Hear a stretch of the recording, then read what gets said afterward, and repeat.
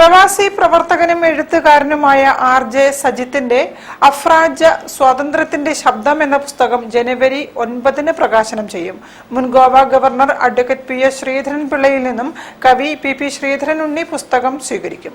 UK. Kumaran പുസ്തകം പരിചയപ്പെടുത്തും.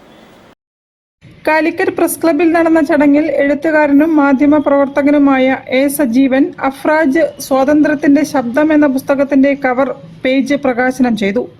ഖത്തറിലെ തടവറകളിൽ നിന്നുയർന്ന നേരിട്ടുള്ള സാക്ഷ്യപത്രമായ ഈ കൃതി ജയിൽ ജീവിതത്തിനിടയിൽ ലഭിച്ച നിയമഗ്രന്ഥങ്ങളുടെയും സഹതടവുകാരുടെ അനുഭവങ്ങളുടെയും പശ്ചാത്തലത്തിൽ മനുഷ്യാവകാശ ലംഘനങ്ങളെ തുറന്നു കാട്ടുന്നതാണെന്ന് ആർ.ജെ. സജിത്ത് പറഞ്ഞു.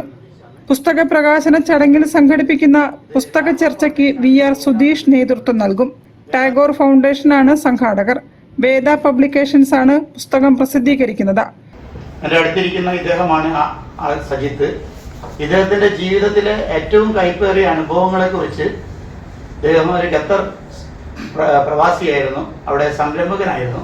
ഇദ്ദേഹത്തിന് ഏർപ്പെട്ട ഒരുപാട് പ്രയാസങ്ങൾ ആ പുസ്തകത്തിൽ പ്രതിപാദിച്ചുകൊണ്ട് ശരിക്കും മലയാളത്തിലെ നമ്മുടെ മലയാളികൾ അനുഭവിക്കുന്ന യാതനകളും കഷ്ടപ്പാടുകളും ശരിക്കും ഒപ്പിയെടുത്തുകൊണ്ടുള്ള ഒരു പുസ്തകമാണ്. അതിന് നിദാനമായിട്ടുള്ള ഒരു എക്സ്പീരിയൻഷ്യൽ സ്റ്റോറിയാണ് ഈ ഒരു പുസ്തകം എന്നുകൂടെ സൂചിപ്പിക്കുകയാണ്.